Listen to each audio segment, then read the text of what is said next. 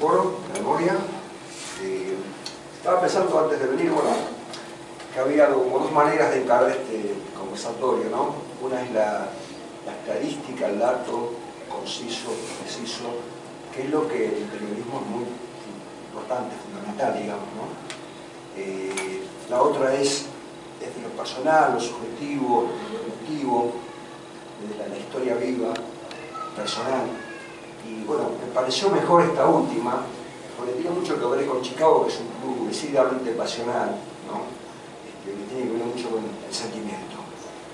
Y en base a esto, me remonto a mi infancia, a la década del 60, una Lomas del Mirador, de calles de barro, solamente había las avenidas que estaban asfaltadas, Provincias Unidas, San Martín, Mosconi, alguna que otra calle interior como Independencia, ahora Palacios, donde pasaba el 15, hoy 185. En aquella localidad, hoy ciudad, en la que ya desde el punto de vista estrictamente futbolístico, bueno, había, como en toda la localidad del país, hinchas de los 5 cuadros grandes, pero con una particularidad. Llegaba el sábado y lo único que se hablaba era de Nueva Chicago. Era como por arte de magia, todos estaban de acuerdo en eso. Dónde jugaba, con quién jugaba, cómo formaba. Eso es lo que uno experimentaba de chico. Por otra parte estaban los grandes ídolos. Se hablaba de Ratín, Carrizo, Beira, Bernau, Perfumo, pero eso sí, a la hora de hacer goles y ponerte la número 9, vos eras Jorge Pérez. Era Jorge Pérez, acá en el barrio era Jorge Pérez. Un tremendo goleador, con utilidad, con sentido del anticipo, con participación en el circuito colectivo de juego, tenía todo. Y para Cono, bueno, andaba de amores en esa época por allá por el barrio, y siempre pasaba con el Fiat Spider, ¿se acuerdan del Fiat Spider? Chiquitito, pasaba por las calles del barrio y los chicos íbamos todos atrás para hablar con él, pedir autógrafo, bueno, conversar. Era el ídolo, el gallego. Así que dentro de ese marco geográfico, había todavía la memoria de algunos ancianos que habían visto la final del 95 contra Huracán. Hablamos de justicia, bueno, sí. Algo tremendo como eso, imposible, porque el referee había dado por terminado el partido, le tenían empatado, y resulta que los jugadores de Huracán, varios pesos pesados como San Antonio, por ejemplo, fueron a apretar, como se dice, ¿no? Y Chicago estaba todo cambiado, había vestuarios, se habían bañado, estaba Varela, toda esa gente, y ¿qué pasó? El referee, a sentirse apriete, jugando local Huracán, siguió el partido, una locura. Chicago le dijo, no se sigue. ¿Qué hace la Asociación de Fútbol? Le da por ganado el campeonato de Huracán. Campeonato de primera división, de una de las asociaciones que había, ¿no? Bueno, aparte contaban que estaba llena la cancha de Chicago, la visitante, hacían parte de Patricios, en aquella cancha de Huracán. Y bueno, eso quedó como una memoria de aquellos pocos que todavía habían participado de eso. Entonces, entre ellos estaba el viejo Vila, que fue historia acá en el club. Y por otra parte estaba muy fresca la memoria del equipo Sensación, que según comenta fue lo mejor que tuvo Chicago en toda su época, que fue fines del 50 y comienzo del 60, con Tacuarti, Calandria, Julio San Lorenzo, un terrible crack, de Ascenso y Casanovas. Todavía estaba en esa memoria, porque le hablo de los 65, por ahí, fíjate. 3 años que ese equipo había ido a jugar el sudamericano de la B a Lima, con esta no, y representando a Argentina. Casi era campeón por poco, fue campeón por un penal. Ese equipo jugaba con esta camiseta, esta que te ven acá. Todavía estaba fresco eso, porque hacía muy poquito que había. Jorge Pérez fue el único sobreviviente en esa época suplente que quedó de ese equipo. Entonces era la bandera de Chicago en esa época. Fue el que participó también de la final del 68 contra Español, en la cancha de Huracán. En esa época el chico quería, el pibe del barrio quería, como Levantaron también, Tablada, Villa Ciudadita, toda esa zona, quería algún día conocer la cancha, ver en vivo, in situ, ese espectáculo que se han dado en hinchada de Chicago. Y siempre se lo pedía a mi papá. Y un día, pues se le ocurrió a él, simplemente por eso ni siquiera me avisó en la semana, me dice, vamos a ver a Chicago. Para que, imagínense, lo que era para un pibe del barrio ir a ver a Chicago. Bueno, salimos corriendo en medio tiempo a elaborar la emoción. Vamos. Bueno, llegamos y vi ese espectáculo único, esa cancha hermosa, esa hinchada terrible. Nos ubicamos en la popular que daba atrás del arco, que da los planes, que era la de madera. Y la local estaba en la de cemento que está en el costado, porque está todavía, que van los allegados visitantes. Y los visitantes estaban en la tribunita de cemento que estaba atrás de la pileta, que daba a la pileta. Y me acuerdo que nos sentamos con papá, yo vi ese espectáculo y estaba así como alucinado, ¿no? Y Chicago jugaba con Morón ese partido, jugaba con Morón, no era clásico para nada, Morón hacía poco estaba en la primera división B, había traído 30 personas más o menos. Chicago pierde ese partido, lo pierde. Pero ustedes saben que yo estaba feliz. Ahora, usted viene lo que es la psicología del chico, lo que se queda siempre con lo más importante, con lo esencial. Ese amor por el club que trasciende cualquier resultado. Un poco para trasladarlo un poco a lo que somos ahora, que esta cultura resultadista, desde el punto de vista filosófico positivista, que hace que si no ganás no sos nada. Bueno, el chico piensa de otra manera, ve la realidad mejor que nosotros. Yo estaba alucinado porque había ido a la cancha, porque justamente en un momento del segundo tiempo, cuando Chicago atacaba constantemente, había visto esa gente que había venido de la tribuna del cemento para la tribuna de madera a ver los goles tras el arco, llena de esos gremialistas forzudos, bien del gremio de la carne, llena de ese tipo de gente, y encima lo había visto, los había visto desaforados, pero con un fervor pero que nunca había visto en mi vida. Temblaba yo ahí porque era muy chiquito. Y justamente el gallego, en una cortada de decir, un pase filtrado, como se dice hoy, la para con el pecho y la coloca en un rincón. La gente, pero lo que yo vi en ese momento ahí, lo vi pocas veces, un grito de gol que fue estrendoso. Después me enteré que había sido anulado, digo, por posición adelantada. A mí, la verdad, cuando me enteré, no me importaba mucho. Yo había visto la hinchada de Chicago, está en la cancha de Chicago, y había visto a la Gallego Pérez hacer un gol, aunque sea anulado. O sea que estaba totalmente hecho. Bueno, mi papá no, mi papá estaba más grande, estaba un poquito angustiado, pero bueno, había perdido ese partido.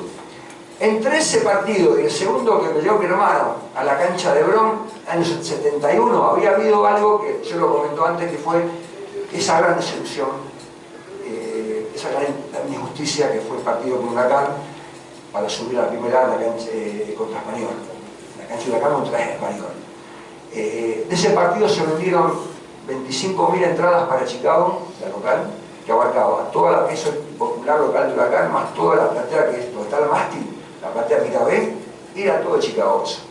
Y Español había llevado más o menos 8.000 personas, para ellos bastante, mucho. En esa época estaba toda la inmigración de posguerra, de la Segunda Guerra Mundial, que acompañaba mucho al equipo.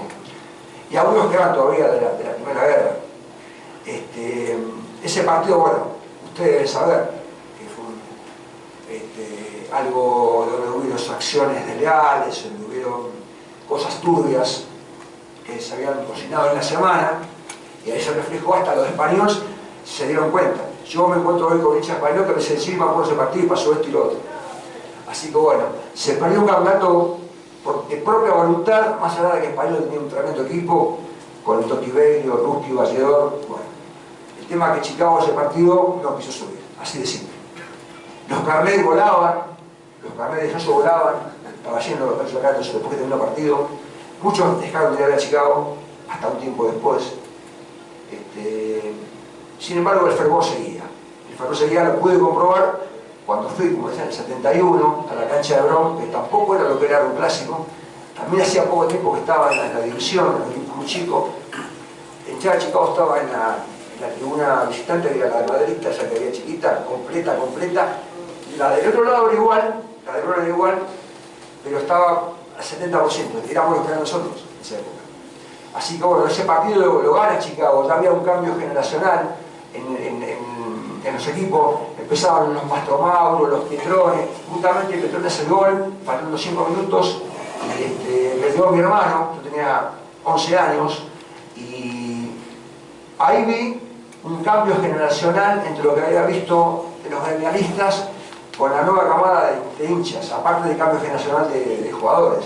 Empezaba a surgir, usted capaz que recuerda, la guarda de Russo, Mico, Mafalda, ¿te acordás? Bueno, Luisito Gómez, tanta gente que aún no están, lamentablemente. Yo me fui copando de a poco a esa barra, inclusive no solamente en lo que es la parte de fútbol, sino que hacíamos salidas por la noche, nos íbamos por la noche al Hotel Savoy, al Hotel Savoy. Me fui copando esa nueva barra que ya era distinta, porque eran chicos entre 15 y 25 años, que duró hasta fines del 80, por ahí más o menos, ¿no? Y yo me incorporé, me enganché mucho. Y también sentí el mismo fervor, la misma pasión, pero no era todavía consciente.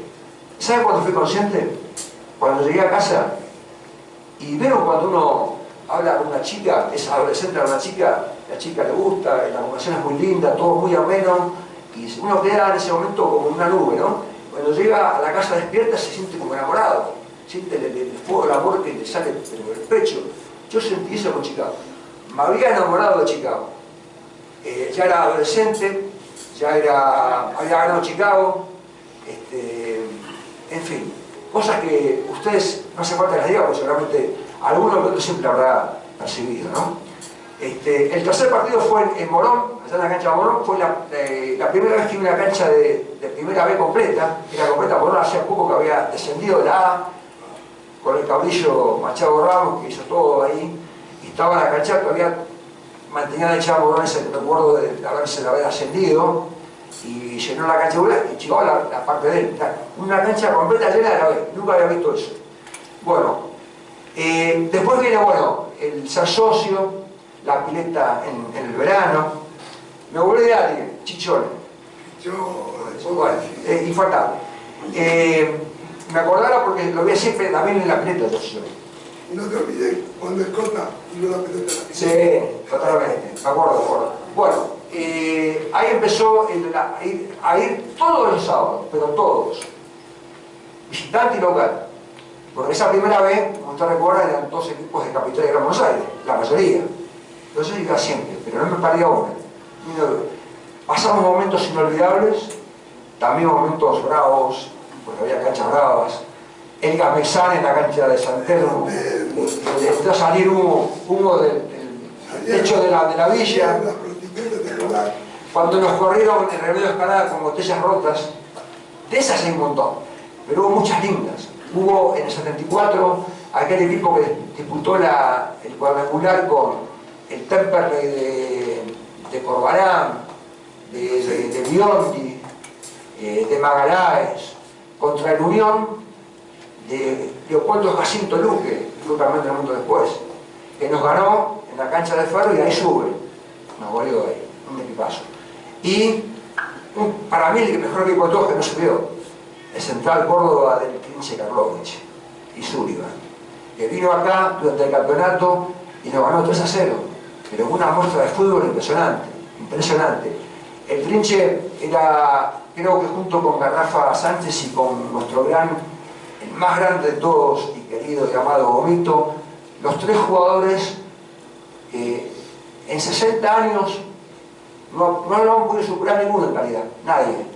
Creo que de nuestro Julio San Lorenzo, que justo se fue más o menos por esa época, 62, 63, no aparecieron los jugadores de esa calidad en la Divisional B. Los tres más grandes de la Divisional. Bueno, un jugador tremendamente talentoso, muy dúctil, jugador con una virtuosidad impresionante, que no solamente era jugador de fútbol, sino que era caudillo. Así que bueno, lo pude ver ahí en ese partido del campeonato. Después, cuando jugamos allá en Rosario, dentro del cuadrangular, íbamos perdiendo y Mastro Mauro inventa un penal en Rosario y lo patea Miguelito Bordón, que no agarraba nunca. empatamos 1-1, pero no alcanzó para poder subir porque después perdimos con Unión acá. El Trinche en ese momento no jugó tan bien. Parece que a él el tema de la responsabilidad y las cosas, cuando las papas quemaban, parece que no le gustaba mucho porque él era un lírico de fútbol. A él le gustaba jugar al fútbol y no le vengan por tipo de cosas. Bueno, desde esa época, 70 y poco estoy hablando, ¿no? Hasta fines de los 70, Chicago se movió entre altas y bajas. Hacía buenos equipos, pero nunca lograba ascender. Peleaba siempre los primeros puestos, pero hasta ahí nomás. El campeonato anterior al 81, que se va a cargar a Julio, pero voy a pedir permiso para dar una impresión personal mía, ¿no? de lo que tiene que ver con los datos, ¿no? Más que nada, de cómo yo viví ese campeonato. El año anterior había hecho un buen equipo Chicago, ya estaba la base, estaba Franceschini, estaba Traverso, estaba Romero, estaba Pereira, estaba, bueno, Titi Loyarte, por supuesto, ya venía en 74, así que, y estuvo casi ahí de subir, estaba el Tano Massini, que con Franceschini hacía una dupla tremenda en ataque. Y bueno, el tema es que el Pipa, me hiciste acordar, no, le quiero contar algo. Si hay alguien, un jugador, que capaz que ustedes pueden coincidir, que representó la camiseta de Chicago como el club merece, fue el Pipa Higuaín. No era un talentoso, no era un virtuoso, pero el tipo dejaba la última gota de sangre en la cancha. Yo le voy a hacer un gol, acá ustedes recuerdan que estaba partiendo Chicago, 2-0, vino el descuento y faltaban pocos minutos. Él se cargó el equipo al hombro, si fue, él era el número 6, era portero. Se mandó al ataque y entró con pelota y todo al arco. Fue una cosa loca, el hinchado no aguantaba más. Bueno, eso era igual, era Chicago jugando al fútbol. Chicago personificado, digamos, ¿no? Era pura sangre, güey. Bueno, después se va igual, Mario, pero la base queda y... Se van Pacini e Higuaín, los dos, sí. Y viene el campeonato del 81, que si me permitís... Ahí te lo dejo después. Sí, sí, dale. Porque la primera vez es la que nunca se olvida, ¿no? El primer amor, la primera vez que uno está al lado de los hijos, la primera vez que uno pisa la cancha, y la primera vez para mí y para millones de hinchas de Nueva Chicago en todo el mundo fue en el año 1981, un 7 de noviembre que creo que va a ser inolvidable para todos. Recién hablábamos con Mariano de las películas, también con el vicepresidente, y creo que 1981 tendría que ser una película para hacer y que se dé en el cine del Plata, porque es la primera vez que Nueva Chicago ascendió a Primera División. Yo creo que tendría que representar a la Argentina tanto como 1985 en los Oscars y en tantos premios, y no sé si no ganaría. El primer ascenso a la Primera División marcó una de las alegrías deportivas más lindas de mi vida. Fue una de las pocas veces que yo terminé llorando, abrazado con dos grandes colegas y amigos, el Negro Lencinas, que era el jefe de deporte de Telam, y Héctor Hugo Cardoso, compañero después durante más de 30 años en Clarín. El gol de Mario Franceschini de penal, lo recuerdo como si fuera hoy, es el que marcó el ascenso en el triunfo con Estudiantes de Buenos Aires. Y bueno, además con ese título Chicago representa mucho más, porque es uno de los pocos que puede decir que fue campeón de Primera División. Hay solamente 40 instituciones que lograron ese logro, esa hazaña, ese mérito. Y el equipo de Pipo Ferreiro, quiero recordarlo, ese día formó con Tripiquio, Traverso, no me acuerdo si estaba lesionado o había sido suspendido, Carrizo, el Turco Abdala, Larramendi, Ratalino, no jugó Juan Carlos Serva, en el medio estaba Titi Loyarte, Pedraza y Marito Franceschini, que fue el goleador de ese campeonato con 28 tantos, Armani, Hassan y Roque Herba. Ganó 22 partidos, empató 14 y perdió 6. 66 goles a favor y 40 en contra. Invicto en las primeras 14 fechas. Y realmente tenía un plantel excepcional, porque además de los que mencioné, estaba el Topo Pereira, Romero, el paraguayo Hermosilla Flores, Vitovic, Pricoco, Vina, Roberto Vega, y los más pibes, Amisioni, Milea, Gómez y López. Perdió el invicto con Defensores de Belgrano, y en la revancha, en el 3-0 que Chicago ganó en Mataderos, la hinchada cantó la marcha peronista y estaba prohibida por la dictadura militar en ese momento, y recuerdo como si fuera hoy también que la policía entró con los caballos y se llevó detenidos a casi un centenar de hinchas hasta la comisaría 42 por haber osado cantar la marcha peronista. Exactamente. Después de eso, lo más gracioso es que la hinchada, cada vez que entraba la policía a los partidos, cantaba el arroz con leche. No sé si recuerdan. Bueno, a mí me emociona. Trabajaba durante todo ese año para La Razón, eran mis primeros comienzos en el periodismo, y los sábados a la tarde era una cita obligada a seguir a Chicago donde jugara. Y me acuerdo perfectamente que cuando fue a Caseros, viajamos todos en un camión de Hacienda exactamente, para ir hasta la cancha de Estudiantes de Buenos Aires. No me quiero olvidar de alguien que para mí no fue un barra, sino fue casi un segundo papá, hoy ya no está, que era Julito Palacios, Pipa Palacios, por una anécdota que pasó en ese campeonato. No sé por qué algunos hinchas me rodearon en un momento, yo había publicado algo que no les había gustado seguramente, y en la platea vinieron a apretarme, a apurarme y a decirme algo. Vino el Pipa Palacios de atrás y le dijo: con el pibe no se metan con el pibe. Desde ese día la hinchada de Chicago nunca más me molestó. Realmente quiero cerrar esto, y ahora ya te doy, querido Fabián, con algo que escribí en 2014, que fue la última vez que Chicago consiguió un título, cuando le ganó 1-0 a Colegiales con el gol de Comito de tiro libre. Chicago es el barrio, es la esquina, es Mataderos, son los amigos de la niñez y de la juventud. Eran los midget, aquellos monoplazas que recorrían el contorno del estadio los sábados a la noche.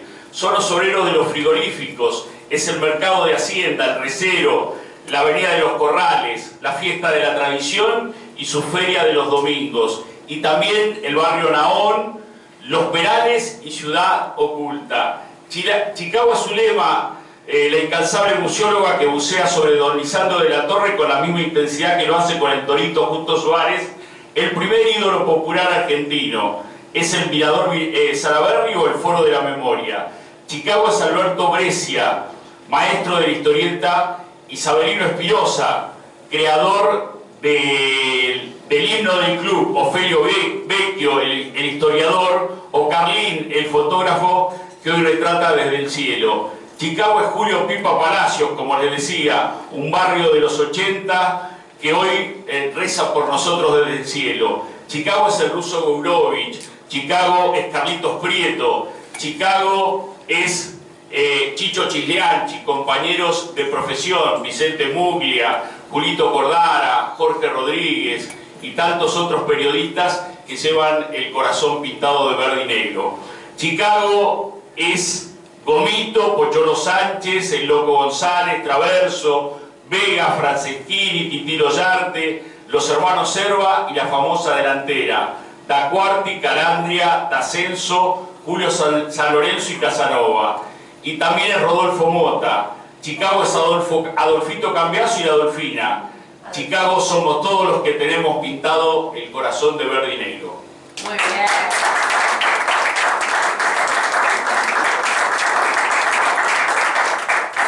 Bueno, Julio hizo un mix entre lo emotivo y lo estadístico.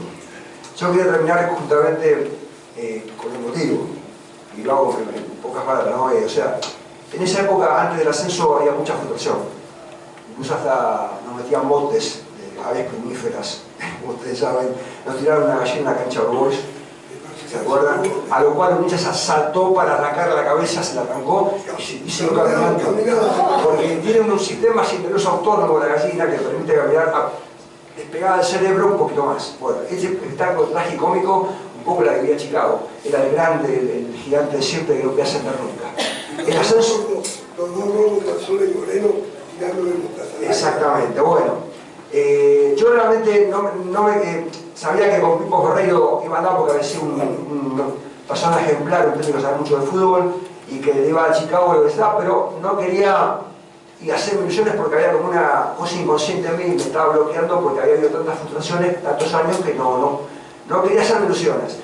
Recién tomé conciencia en aquel famoso partido contra Atlanta, cuando estaba en ganar Chicago, porque si no se le acercaba a Quilmes, un grande de la B, y Chicago estaba ganando el partido hasta que falta un momento y viene el penal para Atlanta, que magistralmente Tripicho con su inmensa humanidad logra sacarlo hacia la derecha.